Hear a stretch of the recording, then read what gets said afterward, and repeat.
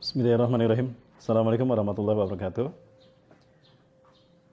Allah Azza wa Jalla berfirman di dalam Al-Quran yang bunyinya kalau tidak salah seperti ini. A'udzubillahi minasyaitonirrajim. Ma asaba min musibatin fil ardi wala fi anfusikum illa fi kitabim min qabli an nabraha. Inna dzalika 'alallahi yasir.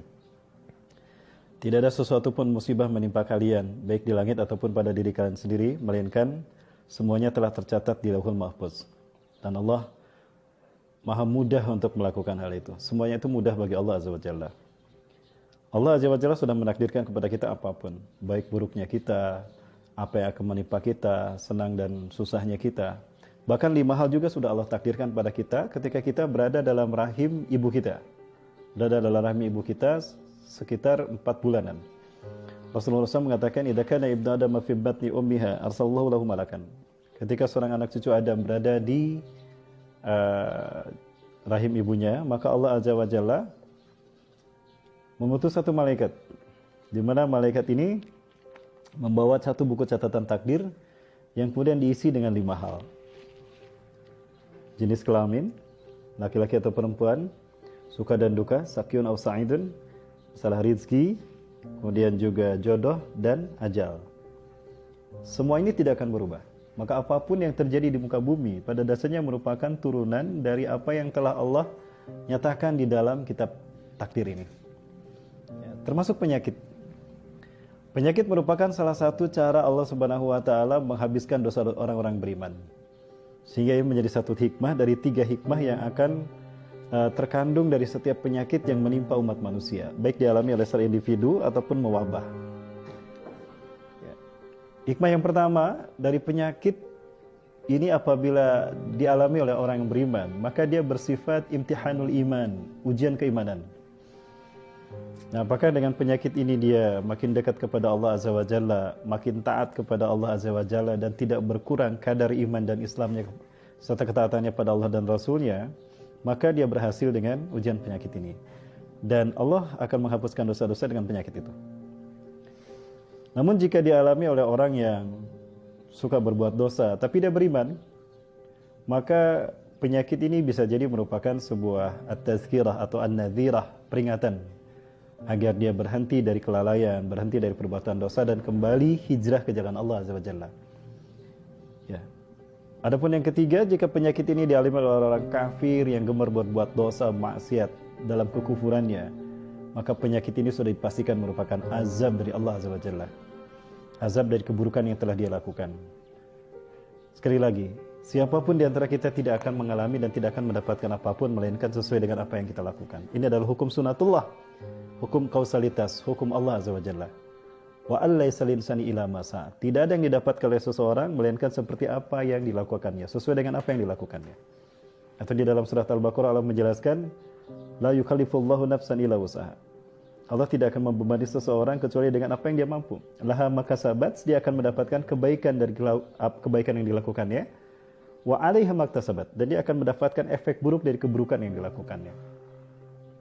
Jadi seseorang tidak akan mendapatkan apapun melainkan sesuai dengan apa yang dilakukannya, termasuk penyakit. Belakangan ini mewabah yang namanya virus corona, COVID-19. Tentu ini juga merupakan penyakit yang bisa berjadi ujian keimanan bagi orang yang beriman, ataupun bisa menjadi peringatan bagi mereka yang lalai, atau mungkin azab bagi mereka yang zalim di muka bumi ini. Tiga-tiganya dalam satu momen bisa terkandung dalam satu peristiwa ini sebagai hikmah yang bisa kita petik. Maka sebagai seorang muslim, ada sepatutnya kita selalu bersikap baik, selalu beramal soleh, sehingga kebaikan dan amal yang kita lakukan akan berefek baik pula bagi kita. Apakah pernah terjadi penyakit ini di masa Rasulullah SAW? Pernah terjadi di masa para sahabat, di masa Rasulullah juga pernah terjadi. Ya, bahkan di masa Nabi Musa, penyakit ini juga pernah terjadi. Yang membuat Nabi Musa menyaksikan bagaimana penyakit ini mewabah di Mesir, sehingga Fir'aun, lanatullah alaih, kehilangan putra laki-lakinya. Karena penyakit ini. Penyakit ini disebut dengan ta'un. Ya, bahasa kitanya virus. Di masa Khalifah Umar bin Khattab radhiyallahu an, beliau pernah berjalan bersama kaumnya, bersama para sahabatnya menuju satu kaum. Seorang ajudannya berkata, "Ya Amirul Mukminin, afala ta'lam li'annahu qad usibat musibatun ta'un fi hadzal qaum." wa nahnu nadkhuluha. Wahai Amirul Mukminin, sesungguhnya telah menimpa kaum itu penyakit taun dan kita mengarah ke sana. Apakah tidak sebaiknya kita mengambil jalan lain? Oh iya. Kalau begitu, Umar bin Khattab kemudian mengatakan, kita akan mengalih ke jalan lain, kita motong lewat jalan sana, jangan lewat jalan sini. Setelah Umar bin Khattab dan para sahabatnya melewati jalan yang lain, ada seorang asistennya berkata, seorang ajudan atau sahabat lain berkata kepada Umar bin Khattab, wahai Amirul Mukminin, kenapa Anda takut kepada taun? Bukankah segala sesuatu sudah ditakdirkan Allah? Maka Khalifah Umar bin Khattab radhiyallahu an mengatakan, kita akan berlari, kita berpindah dari satu takdir kepada takdir Allah yang lain. Jangan salah kita memahami takdir, Bapak Ibu sekalian. Ya. Takdir berbeda dengan qada. Takdir adalah sesuatu yang telah tetap dan telah Allah tetapkan jauh sebelum Allah Subhanahu wa taala melahirkan kita, menciptakan kita. Dan dia tidak akan berubah karena sudah tercatat di Lauhul Mahfuz. Adapun ketika kita menjalani takdir, ada perbuatan kita yang melampaui batas, lalu Allah bertindak atas perbuatan kita tadi, maka ketetapan Allah ketika makhluk menjalani takdir, itulah qada. Termasuk penyakit taun ini, penyakit COVID ini, akan menimpa siapa? Saya yakin dia akan menimpa seseorang yang memang perilakunya sudah wajar untuk terkena virus ini. Karena sekali lagi, tidak mungkin penyakit ini akan menimpa seseorang kecuali itu tadi, apakah ujian keimanan, ataukah peringatan, ataupun musibah. Dan itu sesuai dengan apa yang telah dilakukannya. Maka sudah sepatutnya kita tidak terlalu khawatir dengan apa yang terjadi belakangan ini sebagai virus endemik. Ya. Apakah virus ini merupakan sebuah konspirasi? Manusia memiliki kemampuan untuk menciptakan itu. Karena itu merupakan istijrat dari Allah Azza wa Jalla. Yang pada dasarnya Allah mengantarkan seseorang kepada apa yang ingin dilakukannya, dan dia pasti akan mendapatkan perhitungan dari apa yang dilakukannya. Belakangan ini teknologi sudah canggih luar biasa.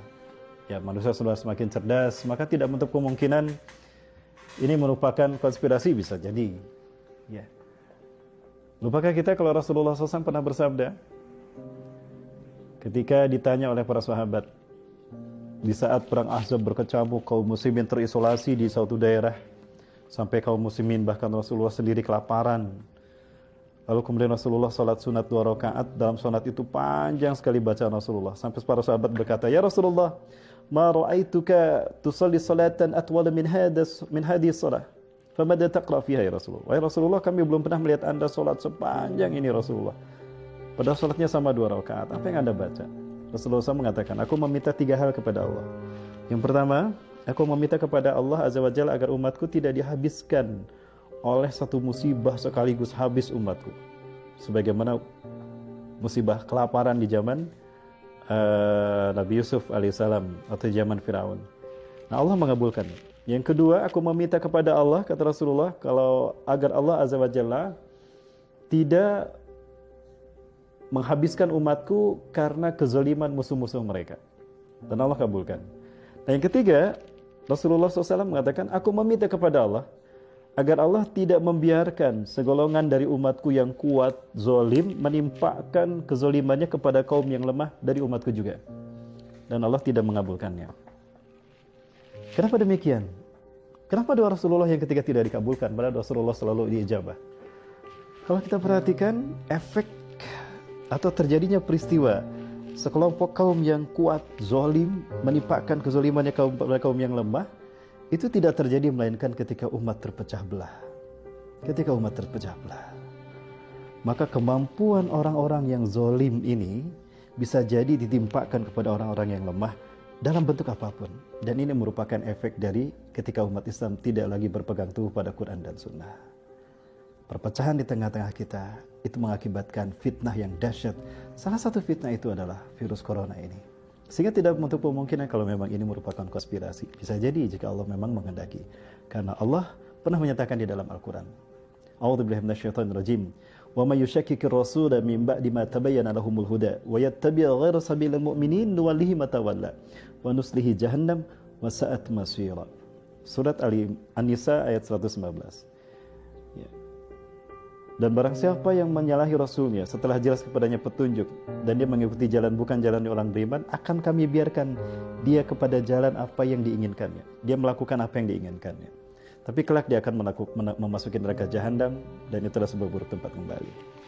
Maka kepada kaum muslimin dimanapun Anda berada, satu nasihat yang sangat baik dari Rasulullah SAW, walaupun dihitapkan kepada Abdullah bin Abbas radhiyallahu anhu, tapi ini juga penting bagi kita. Karena hakikatnya hadis ini juga untuk kita semua. Apa itu? Rasulullah SAW menyatakan dalam satu nasihatnya ini mengatakan, ya gulam ini wa'alimuka kalimatin. Wahai anakku, aku akan mengajarkan kepadamu beberapa kalimat. 4 hal yang Rasulullah sampaikan pada Abdullah bin Abbas. Yang pertama, ifazillah. Jagalah Allah dalam dirimu, maka Allah akan menjagamu. Apa maksudnya menjaga Allah? Hidupkan Islam dalam diri kita. Amalkan Islam dalam hidup kita. Maka Islam akan menjaga kita. Salat dan wudu merupakan salah satu yaumiyah, adabiyah, kebiasaan kita yang bisa mencegah kita dari penyakit virus corona. Artinya kalau hidup kita secara Islam, sesuai dengan Quran dan Sunnah, insya Allah wudu kita minimal akan mencegah kita dari virus corona. Karena pada dasarnya wudu merupakan salah satu proteksi kita dari penyakit fisik. Yang kedua, ihfazillah tajidhu tujahka. Jagalah Allah dalam dirimu, maka Allah akan menjadi solusi apapun kesulitan hidupmu. Ya. Selama kita mengamalkan Quran Sunnah secara kafah, ikhlas karena Allah, maka kita akan terjaga dari apapun yang bisa membahayakan kita, bahkan akan menjadi solusi dari apapun kesulitan dan masalah yang kita alami. Yang ketiga, Rasulullah SAW mengatakan, fa'alam, yakinilah wahai pemudaku, law anna al-ummah ijtama'u ala ay yanfa'uka bi syai'in lam yanfa'uka bi syai'in illa bi syai'in qad katabahu Allahu lak. Andaikan umat manusia berkumpul semuanya untuk menolong kamu, menyelamatkan kamu, kamu tidak akan tertolong, kamu tidak akan selamat, melainkan jika memang Allah menakdirkan kamu harus selamat. Itu yang ketiga. Dan yang keempat, walau anna al-ummah ijtama'u ala ay yadurruka bi syai'in lam yadurruka bi syai'in illa bi syai'in qad katabahu Allahu 'alaik.